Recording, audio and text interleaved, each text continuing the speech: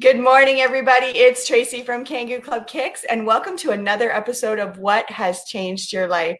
So this morning we have a special guest. His name is Bob Minhas, and he has come from a really, really interesting place, which is why I wanted to chat with him. He went from being a full-time employee, like most of us are, working for a corporate company, to what he likes to call full-time happiness outside of the corporate world. And as he says, hint, it was not an easy transition to go from 9 to 5 to entrepreneurship. There were a lot of obstacles in the way: divorce, homelessness, recession, and all kinds of different obstacles that were in his way to get to where he is today. And I've had the pleasure of knowing Bob for a number of years, and we met through a mutual friend of ours. And so welcome, Bob. I'm so glad that you're able to join me today on this episode of What Has Changed Your Life. I'm so happy to be here, Tracy. I'm so proud of you. Before we turned on the camera, we were just talking about your evolution, yourself in entrepreneurship. I'm so proud that you're here now. So I'm grateful to be a part of this journey for sure. Oh, thank you. Yeah. High five. High five. Yeah, there we go. So tell me, how did all of this start? You were working 9 to 5, like 90% of us. Mm-hmm. And all of a sudden you were like, no, I can't do this anymore. How did you go from there to where you are? Let's start with the beginning. What happened? To be fair, it was made for me. The initial decision, I was a horrible employee. So I started with, when I was married, there was a time when before my wife and I were married, when we were engaged, one birthday, she and her mother got me a book on how to start a business for dummies. And they actually took me to Service Canada to register my first business. And it's interesting because at the time I'd always been entrepreneurial, but I'd never sort of been in a structured business. I just sort of did things on the side, like how people, talk about side hustles and hobby businesses. That was just sort of me. And so we started down that path, and, I started building this business on the side while working in telecom, which for me at the time was actually okay, because in telecom, we generally work shift work, right? You work nights and days and you get a bunch of days off. So it lends itself well to being able to run a business and not being exhausted. So I sort of started on that. And in about 2008, when the recession hit, I was let go from my job. And I always tell people it's not because of the recession. It's because I was a bad employee. Like I was not good. I was amazing at the work, right? I was just bad as an employee. That was my trouble. And so I was forced into entrepreneurship. And I often talk about that, Tracy, this idea that people who get forced into entrepreneurship and sort of pursue it out of survival, that's always a tough way to start. It's never, I'm never going to say it's a bad way to start, but it's a tough way to start. So the decision was made for me. And, I had a baby, one on the way. I had mouths to feed. My wife at the time was just entering maternity leave. So I hit into survival mode, right? And I think for all of us as human beings, when we go into survival mode, regardless of your culture or gender or whatever your background is, your goal is always, how am I going to feed my family? So I sort of started this business. Or I shouldn't say started. I took this hobby side business where I had a few clients, and I built it full time. I started going to people and saying, hey, I can do this now and I have more time. And my logic has always been in life, Tracy, what can I do differently than everyone else? I'm a huge, superhero nerd. And, at the time I was thinking, what can I do? And so I was working for telecom, and I saw this thing happening where businesses would call for help for their internet and their phone and all of these things. And, they would have to wait days, Tracy. They'd have to wait days for a technician to come, or you'd get on the phone and the person would keep telling you to reboot the computer. And that didn't always fix it. As a business owner, Tracy, especially with staff, you've got people sitting here not working. You've got customers not getting what they want. It was a killer for time. So I took that bad employee part of me and I thought, what can I do differently? I know how all of these systems work internally. I was trained by the very people that these systems are built by.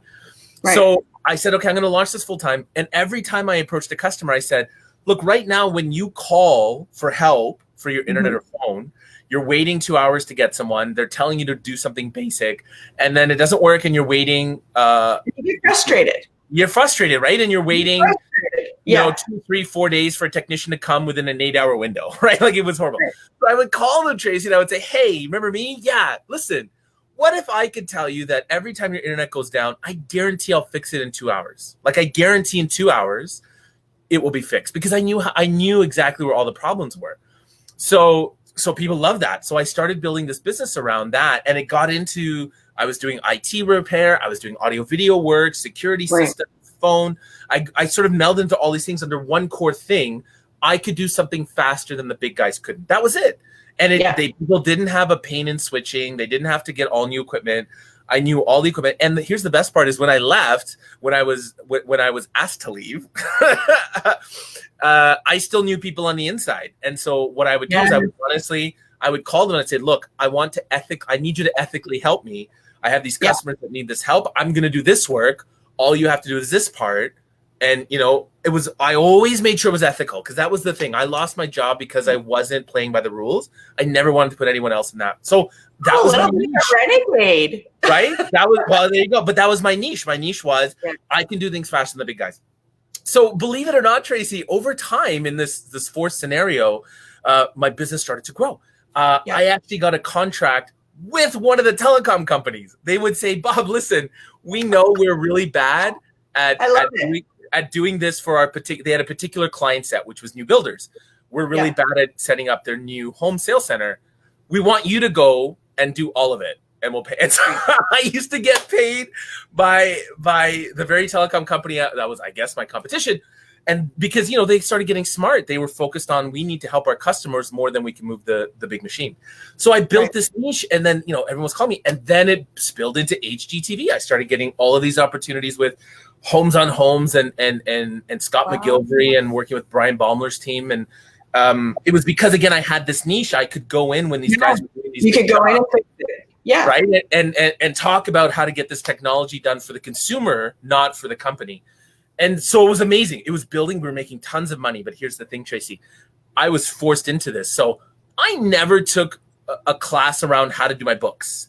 I never really took a class around marketing. I didn't need to. I was building my expertise. I knew how to sell me.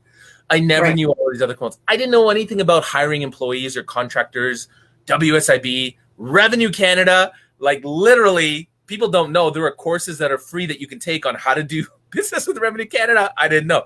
So I built this business. It was amazing. And then, my wife at the time and I decided to end our marriage. And it was at that time I realized the business was built on only me. And so when I hit the skids, when I hit this sort of wall where my head wasn't in it, I was going through all of these personal dilemmas. Over time, I had all of these, vendors I didn't pay, Revenue Canada I didn't pay. I had all of these people chasing me for money. Yeah. I just crashed. So I built this amazing company on a sand foundation. Like it was foundation. It wasn't stone, brick, and mortar. No, it was sand foundation. So that led to me eventually not having a home anymore. I didn't want my kids and my ex-wife. At the time, it was more about my kids to experience what I was experiencing. So I made an agreement. I left the house. I left it to them. I made sure that they had everything. I would always pay the bills because at the time, nobody was working. I was the only breadwinner. So here I am trying to now run my business and start 2 new businesses out of the backseat of my car, sleeping on couches, staying over at friends' places, beg, borrow, and stealing, trying to, make sure that I eat. I was a master at networking, so I knew which networking events had free food. So I would plan out my entire you gotta do what you gotta do, right? Yeah, like you do what you gotta do to survive, because it was all about that. Yeah. And here's the thing, Tracy, when you build a business out of survival and scarcity, it's never going to have the long-term survive. It's never going to survive long-term, because eventually we run out of gas. We as humans only have so much that we can put. And that was a hard lesson. It was a good 15 months of trying to overcome this idea of scarcity. And eventually I just crashed, Tracy. Like the business, I couldn't run it anymore. My clients weren't happy anymore. HGT wasn't calling anymore. Like it just burned. Crashed and burned. So it just crashed and burned. And so then I realized, what I needed to do was I needed to get myself straight, and I needed to start from the bottom and build back up.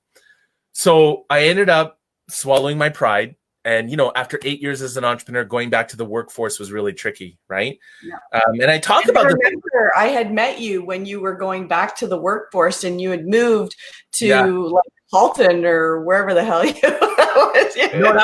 No, That was 3 years into going back to the workforce. So we didn't Okay. when I first returned, which was this idea of I had to find a job. And, again, I knew I was a horrible employee, but I found this amazing job working for government. So imagine 7-year entrepreneur, no real work history, a horrible employee. I found this opportunity working for government. And here's the kick, Tracy. They said to me, we need to hire somebody that can go into these small towns and provide business consulting for business owners. And I was like, so basically you want me to go in and tell them what not to do. Like, don't be like me. And they're like, yeah, we want to hire you to teach them what you did wrong. I was like, oh, okay. So it was an amazing job. I traveled all over, these smaller communities, talking to small business owners. And it was amazing. It rebuilt who I was as an identity, because I had left this business behind. Like, Tracy, understand that I had my own uniform in my business. So when I closed my business, I didn't have clothes. Like, my identity was tied into my being a father, a husband, and a business owner. So when I lost being a husband, I was challenged at being a father, and now I've lost this identity as a business owner. I found this whole new expertise identity, which is Bob is the guy that knows the intersect between entrepreneurship and government. And nobody was really in that space. Nobody was really doing a lot in that space. Right. So I was such a learning nerd. I learned everything I could. I met everyone I could. I just built my skill set the best I could. And the real cool thing about government contracts, I think is cool, is they're predicated on contracts. They're rarely full-time permanent. And I love that, because this about me, Tracy, I don't do well with full-time commitment. Like, I just don't do. That's my brain is I'm always moving. I'm always moving, right? So I got that job. And then, for the next 4 or 5 years, I transitioned between different government agencies, going always doing business consulting and helping small business owners. And you and I met when I was in one of those transitions. Right. And eventually it came to the place where I realized I wasn't happy. Like, I just wasn't happy. I was doing this thing that I love, Tracy. Yeah. But when I was an entrepreneur, I was doing what I loved. I was happy because I was doing what I loved, but I wasn't building something properly. Now I was building something properly, but I wasn't happy. And so I was like, how do I find, I need that medium. And so finding that, how do you find that zone, right? Yeah. And so I'm just going to show a couple of comments. Liz is all the way in Italy, who's watching us right now. And she says, great. And here's Helen. Hi, Two Helen. of my favorite people. Good morning, Helen. Sorry, I just wanted to get your comments in there. Yeah, please. Helen, shout out to Helen. She's one of the couches who let me crash. Like, when I was trying to find Helen had an amazing couch and a beautiful dog. So they were very good combination. She's an awesome lady. She's an awesome lady. The best copy. She is a great copywriter. Yeah, she's actually helping me write my book. That's right. And mine too. See, Helen is in both our lives for a reason. So 6 degrees of Bob. I like it. Yeah, I love that. I'm gonna make that a deodorant. 6 degrees of Bob. There you go. 6 degrees of Bob. So, and I'll end the story here because I'm ranting at this point. But the idea here is that I was working here. Okay. I wasn't happy in my government job.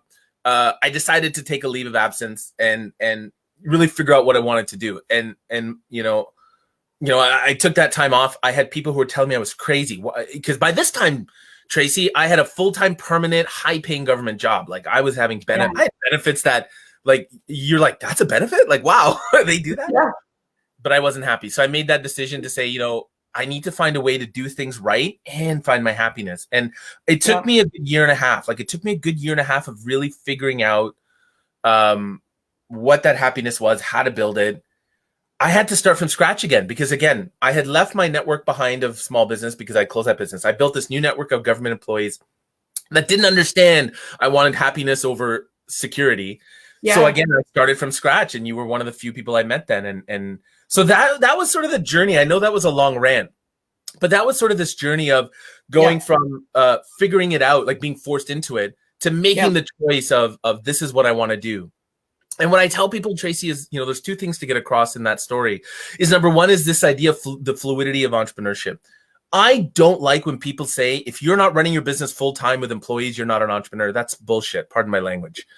The idea here, the entrepreneurship is a way of thinking. It's a way of committing to the world of what you're going to give them, what gift that you have. So the fluidity exists. Some people enter and leave the workforce as they see fit to learn things, to meet new people. Entrepreneurship isn't this like, I'm going to scale a business 100%. That's not it anymore. That's just not it. So that's number one. And number two is this idea that I very much dislike when people say, if you want to be an entrepreneur, you got to take the leap. You got to jump without a parachute. Number 2, bullshit. Don't do that. Especially when, I talk to a lot of people over 40. That's my niche, is talking to adults.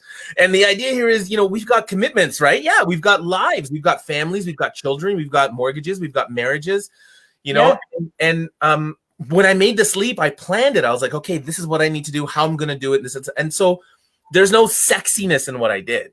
I simply learned from all my mistakes and said, I'm going to do this. I'm going to take this time and figure this out. And don't get me wrong, it wasn't perfect once I launched, but at least I had a much more solid solid foundation to run on, right? So that's really how my story ended up. That's how I went from being like this, corporate telecom employee that worked for all these major telecoms, and it was like my family was so proud of me that I worked for all these big companies, to being happy. And I have to tell you, this journey has been about 15 years, 16 years. Wow. And to this day, I have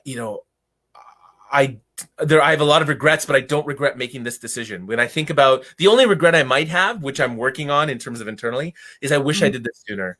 I wished sooner in my life someone had said to me, Bob, you have choice.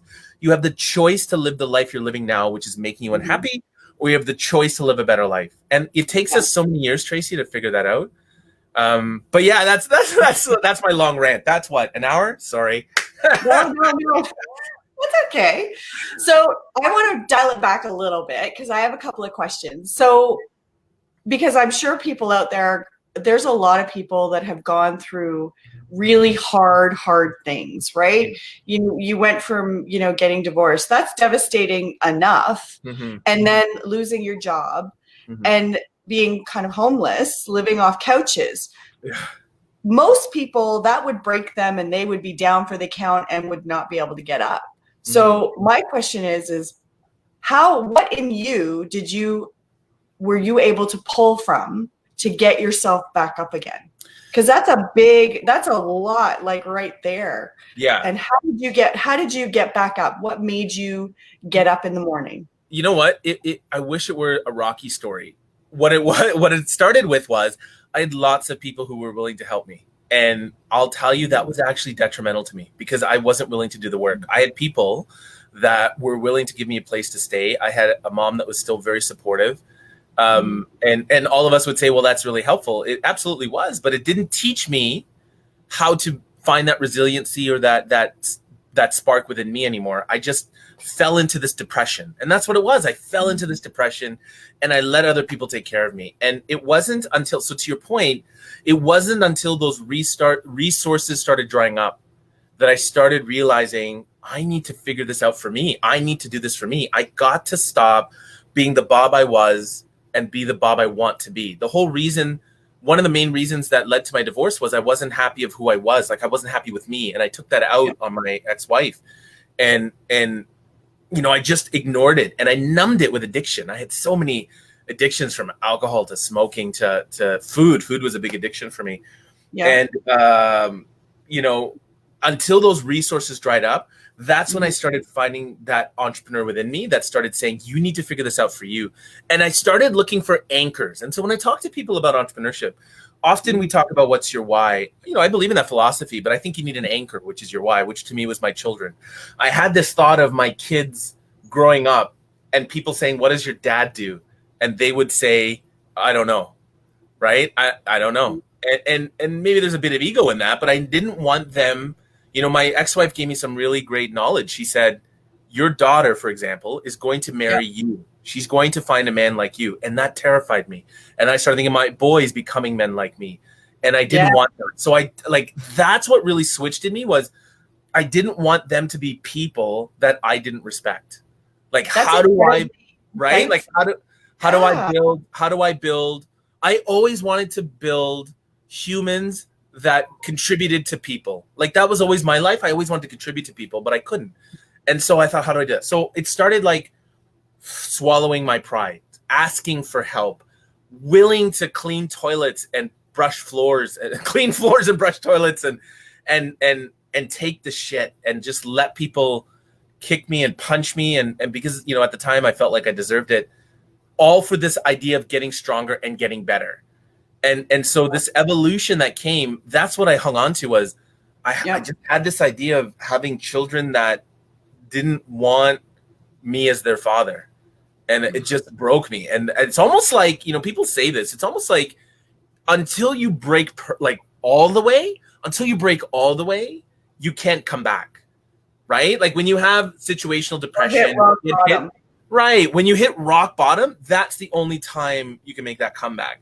And that's it. When resources started drying up and I started looking at who I was, and I didn't like me, like even I didn't like me, let alone all the other people.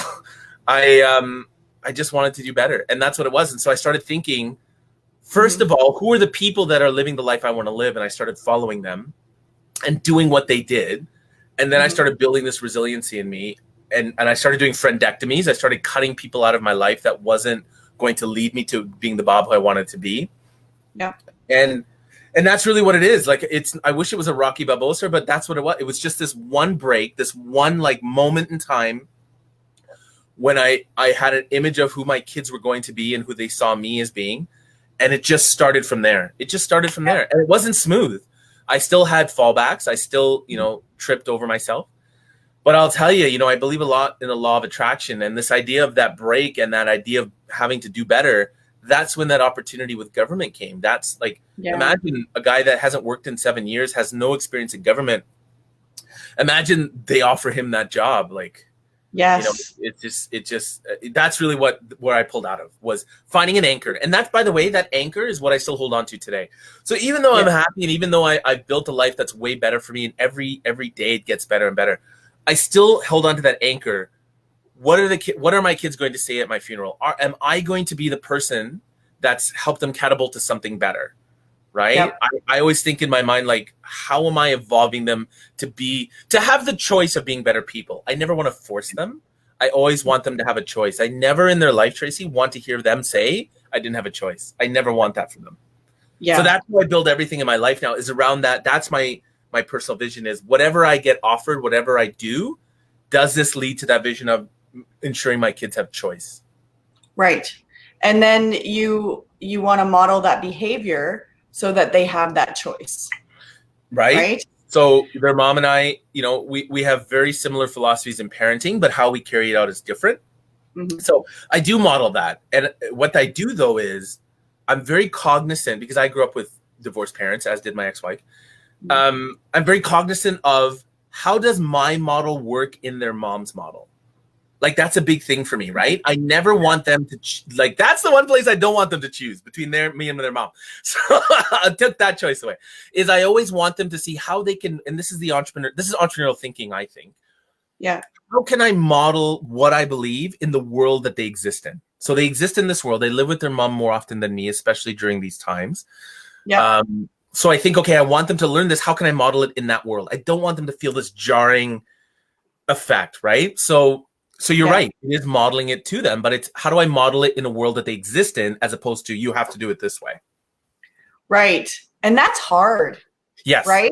Because as parents, we've got all these years of experience and all these different lessons that we've learned along the way. Yeah. And we want to protect them from the hurt and the pain and whatever it is that we went through. Right. So sometimes we're like, do it because I said so, or do it because this is the way it is, because it's coming out of a place of, we want to protect them. It's this idea of, we want them to have what we didn't have. We always want them to have what we didn't have. Exactly. And that's hard. That's absolutely hard. I'm lucky. This is the one thing I couldn't control. This was either the universe or luck. In that, over time, my ex-wife started working with me in the same way, so that she'll now model things in their world into things that I like to do. Like, we co-parent and communicate more effectively. I'm lucky, because I deal with a lot of entrepreneurs coming from that who aren't that lucky. Then there's a lot of people that they go through divorce. Yeah. And they literally have to go through a mediator. Yeah. In order just to get things done. Yeah. Because they each other so much, right? Yeah. And of course, you get stuck in the middle, the kids, right? So that's one thing. That's the one thing we shared in common, was that we never wanted them, because we both came from divorced families. We never wanted them to feel that effect. So the idea was, I had to change and she had to change. Now, it took us 7 years. Like, we've been apart for 7 years. So it took us a while to get into that groove, right? Right. And then I got lucky again, right? I totally believe in the universe and the law of attraction. I'm doing like the sign of the cross, but it's amazing. My ex-wife met an amazing guy, like a really sweet guy. And he, like, I talk about modeling in our world. You know, he fit into this world, in our world, amazingly, because he is really good at balancing her in terms of when she's feeling nervous or frightened or scared. Right. And at the same time, you know, I feel secure with my kids in his presence. Like, it's you know what? I know that we work towards this and we build this, but there is a little bit of luck there. So that lends itself to me succeeding in what I do now and me finding happiness is in everything I do entrepreneurially. I still need that. You still need that base with your family. So I think, you know, that really lended to it itself as well. That's very true. And that's pretty awesome that you're secure with yourself as a person, that you are, because some people are, when a new person comes along in the group, family dynamic, that creates a whole other host of issues because you know what I mean? But you're secure yourself in yourself as well as in your role as the children's father, that does not even enter into the equation, which I think is beautiful. Yes, it took time. I wish I could say from day one it was like that. He and I had a lot of coffees and a lot of Coke Zeros to really find that balance, right? But you were willing to do the work, which is half the battle. As was he. Right? Absolutely, right? And I think that's the key in everything that we build in entrepreneurship is I find that I meet so many of these moguls that say you have to fight to change the world and you have to hustle and you have to. That's not me. I remember learning a long time ago from a really special person who's sort of a mentor of mine who taught me about this concept of Tai Chi, which is instead of you fighting the world, how do you take that energy and put it back, right? Like, how do you take that energy and simply present it? And so when I see these things rise, when I see these fights happen, I'm not a fan of like, all right, let's go at it, right? You know, that's sort of the masculine ways I'm going to fight back. My logic is, okay, so here's what I have. Here's what I have in front of me. Yep. What can I modify to make that work? And so everything I do entrepreneurially spills into my life as well. So if this doesn't work, if there's a limit here, how do we make this work for everybody? And of course, the core is always the kids, but you always want a win-win situation entrepreneurially, in life, in relationships, intimately. There should never be dominance in a relationship. That's always in any relationship, right? That's always my belief. Yeah. Helen says, it's so great to hear your clear vision for life based on wanting the best for your children in personal development, business, your divorce. That's power of knowing why. And isn't that true? And I know a lot of people, and myself included, struggle with that why. Right? I know that, like, for example, for myself, I know that I love this thing. I have this thing, my passion, right? My Kangoo Jumps thing. But I'm also a helper person. Like, I love to help people, right? So if I find something that I think people are going to help, I just was like, woo, here it is. Yeah. So finding that why and that anchor, I think, is really important. And I think you're right. It takes a lot of searching and a lot of soul searching to figure out what that is and what does that look like. And I know, right? It's evolutionary.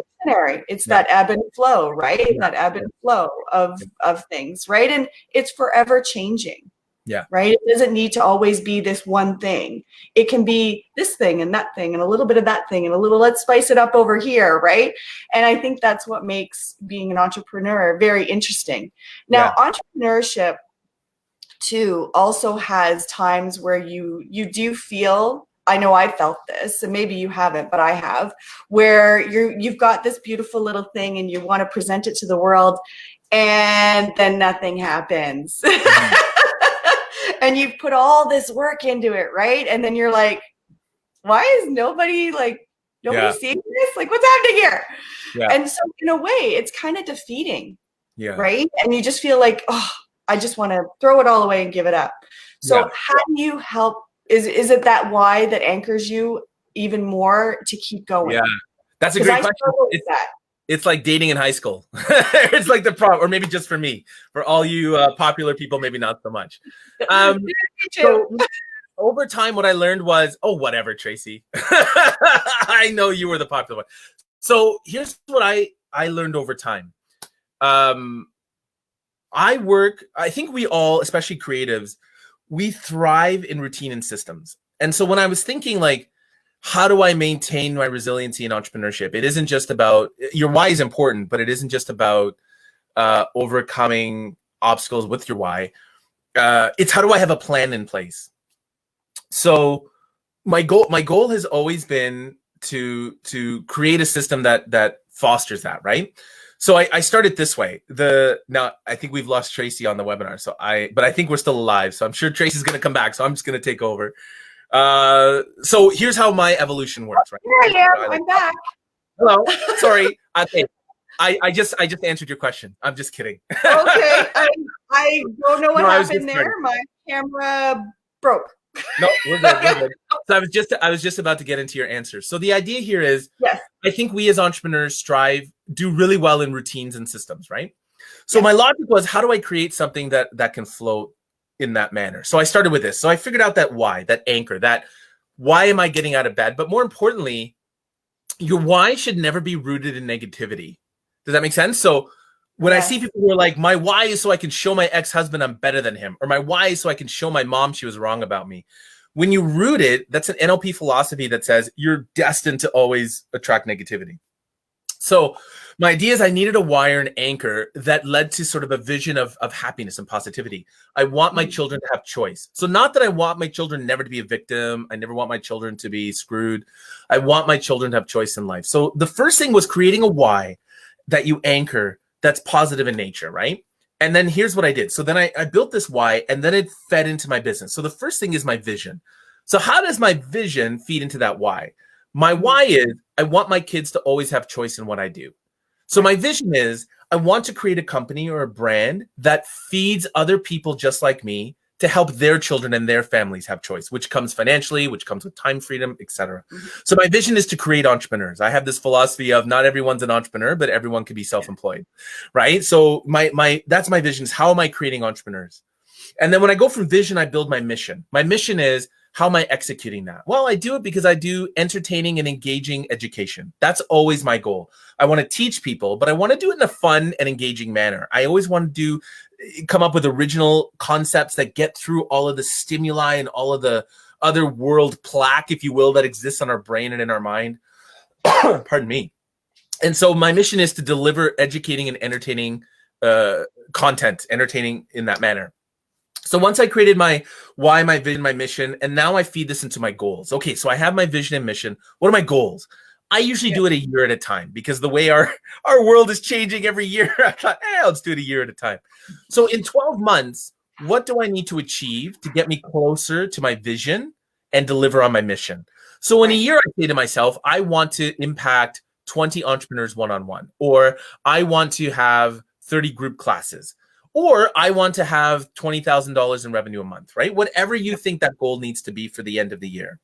And then once you've done that, you want to take that goal and break it down into quarters. So every 3 months, what do you need to hit so that you hit that goal at the end of the year? So let's use financial. Let's say I say, Tracy, I want to earn 12K. I want to have 12K a month every month, right? And that's my end goal.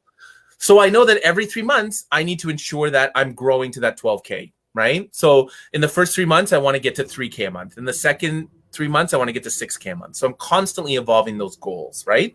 Now I take those goals of every quarter and break them down monthly. What do I need to do every month to get to that quarterly goal of 3K? What do I need to achieve? Right. So if we're just working on sales, how much do I need to sell to do that? Now we're in the month, right? So now you see what we've done, Tracy. We've taken our why, which is our anchor. There's my finger.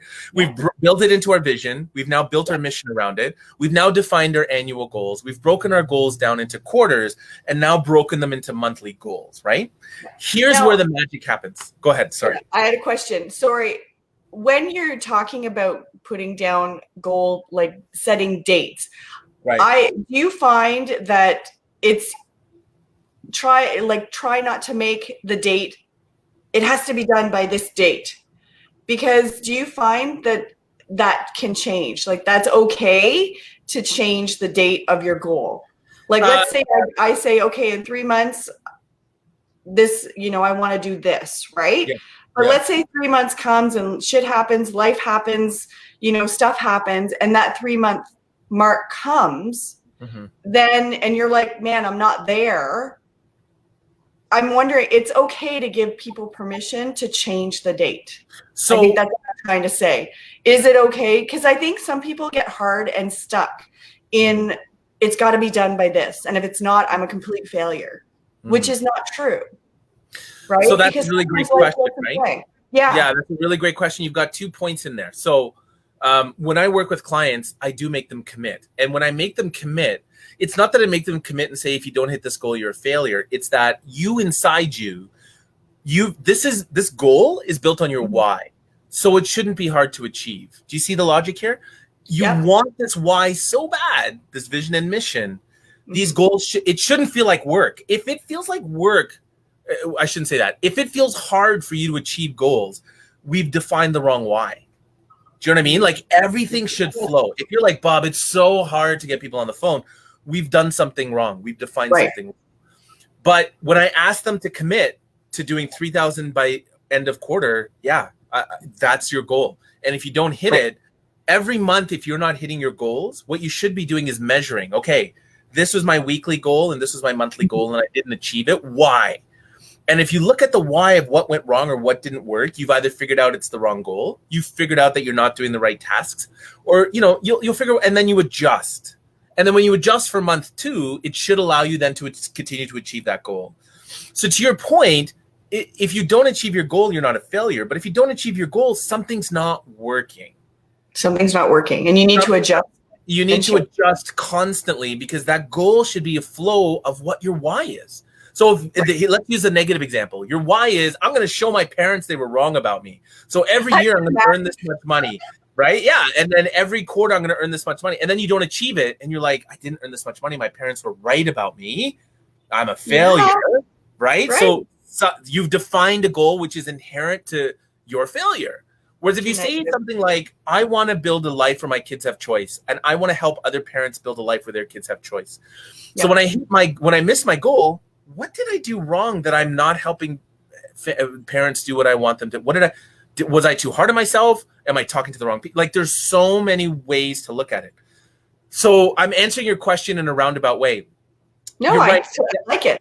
A deadline isn't, if you haven't hit it, you're a failure. But if you haven't hit it, something's not working and you need to figure that out, right?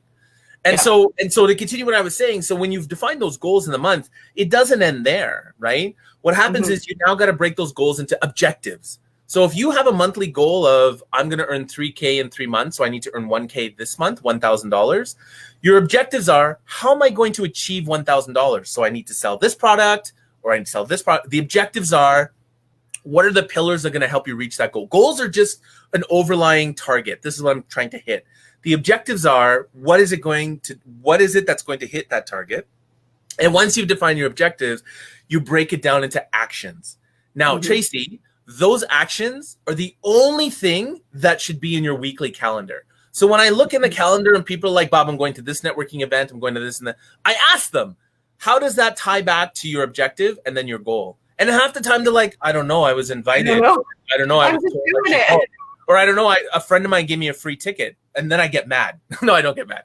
But then I'll be like, listen, you can do that. But if that action is not tied to your objective, which is tied to your goal, which is tied to your annual goal, which is tied to your mission, your vision, and it is a waste of your time. You will get frustrated. You will leave unhappy. It is not serving you. And so, when you work that backwards and when you say, Bob, I'm doing all of these things in my business, it's not working. And I feel like I want to give up. My question to you would be, all the things that you're doing, is it tied to the stream I just gave you? If not, no wonder it's not working. It's not designed for you. Either we're doing something that some stupid guy on YouTube told us to do, or we're doing something else that someone else said, this is how I got my success, but really they're living on CERB, right? Like, the whole thing comes to this idea of is it built for what you want to achieve? So and I know I'm going long here and I'm sorry, but let's grab an example of you, right, Tracy? So if I were to assume, I don't know if this is true, if I were to assume your goal is to help people, your goal is to help people get mobility again. Kangoo is a tool that helps people get mobility again. That's always been your goal, right? Mm-hmm. So we work backwards. If that's your mission, is to give people if that's your vision, is to give people mobility, and then your mission is to help them get mobility through Kangoo, through Plyo, through all of these other mobilities, then your goal would be, well, Bob, to do that, I want to have impact on 1,000 people in a year. In 1 year, I want to have 1,000 people that said, Tracy, because of you, I can move again. And now we break that into quarters, although now I've screwed myself because I can't math. But let's assume every 3 months there's a certain amount of people, right? I always joke, I went into nursing because I can't do math. There you go. So 333 every quarter. So your logic is, Bob, every 3 months, I need 333 people to raise their hand and say, you have helped me in mobility. I'm in. Exactly. Now we break it down a month, right? So in a month, you need about 1,000 whatever to break it down. 100 people a month who've raised their hand to say, Tracy, you've helped me in my mobility. Now, keep in mind, Tracy, that may not be through Kangoo. It may be through consulting. It may be through a chat. It may be through one of your events that you run. It may be through this podcast. But you see now how you said, how am I going to reach 100 people? What objectives do I need? So you might say, I need Kangoo. I need Plyo. I need my podcast. I need a lot, right? So now you've broken down to objectives. Now every week your actions are, how am I delivering to help 100 people raise their hand and say, you've helped me with mobility? When you've built your flow that way, you can't fail. You can't fail. And you said, life gets in the way. You're absolutely right. Believe me, I understand of all people. But what happens is when life gets in the way, it doesn't stop you. Right? Like, it might slow you down. It might hurt you. It might, have you reassess or, rejig yourself. But your mission and your vision is built on your why. You're going to get up 2 days later and say, actually, this is helping me feel better. The other day, my big sister, she's a cousin, but she's like my big sister. Her mom passed away. And she would tell me, I'm mourning, Bob, but I love the work that I do so much that it actually helps me move through the morning. So it helps. Yeah. And so that's always the goal, is whatever you build in entrepreneurship. I don't care if it's network marketing, if you're selling makeup, if you're selling legal advice. I don't care if you've built a multi-million-dollar business with employees. The root of it always has to lead to, is this serving that very anchor, that why? And that's what gets people out of bed. And that's why corporate employees struggle, because they're tied to a vision that has nothing to do with them, right? Yeah. In the old days, right, Tracy, we would say, I'm really proud of working for this company. It's rare to find that. It's rare to see people. Rare. Because, anyway, blah, blah, blah. I'm ranting again. You can see that I get sweaty because I get so excited talking about this. You're all excited. I love it. No, but I like that though. Although I'm chuckling because you've got this beautiful stream of sun. Yeah, I know. And it's moving through our interview. So it's like I have to keep moving around it. I thought I covered it. I did not. You are the sunshine in my life. How's that? I'm trying to line up. Perfect. Whew. No, I love it. I love your passion. I love that you're so passionate about what you do. And it's nice to see that you go from where you started to where you are now, and all the stuff that you had to go through in between. And I'm sure a lot of therapy in between there, right? Because I'm very honest about that. I'm very when I asked for help, I was very honest about asking for help from professional therapists, as well as mindset coaches, as well as I literally have a psychic and a medium that I visit every so often, because they help me sort of get my spirituality in balance. I'm not one of those guys that's like, oh, Tracy, I cut down trees and then I made beer. No, like I'm very honest in that I found very cognizant methods, purposeful methods to find a better way to become who it is I want to become, for sure. Well, and that's a lot of soul searching, right? Yeah. And people sometimes look at therapy, and I'm sure you've heard this. They're like, oh, that's, hubbub or whatever, right? But the reality is, in order to figure out who you are, you have to go through the swamp of the muck that is there. Yeah. And you have to sift through it, and you have to learn about yourself in order to become who you were supposed to be. Yeah. Right? Yeah. And you need that assistance to get from A to B. And there's no shame in therapy, and there's no shame in doing all these different things. It's, like you said, it's looking at your spiritual side. There's nothing wrong with that. Looking at your psyche, changing your mindset. And I know you and I have talked about this many times. I struggle with changing my mindset based on my history, right? And I'm learning slowly to change that mindset from more of a positive from where I was, which was a negative mindset. Yeah. Helen's actually sending us a little smiley face because she was laughing at your comments there. You know what's funny about Helen is, for all your viewers, is Helen knows both our stories because she writes with both of us. So she's like, I remember reading that chapter. Yeah. She's like, yeah, I know all about her. I know. He did forget this part, but that's okay. We won't talk about it. That's right. I know Helen. Helen's definitely doing that. She's like, yeah, I know what they're talking about. They need therapy. Yeah. It's like when they produce the book and make it a movie. This is Helen's life right now. She's like, oh, the book was so much better. I don't know. Right. Yeah, they should have got Ryan Gosling to play Bob. She's like, and you. Oh, anyway, I want to thank you so much. I know we are well over our half hour, but we're having such a great conversation that I didn't want to end it there because I wanted to also give people some tools to use for them going forward. Yeah. If you guys are interested in, entrepreneurship and you want to touch base with Bob, he's on Facebook and Instagram. And do you have a website?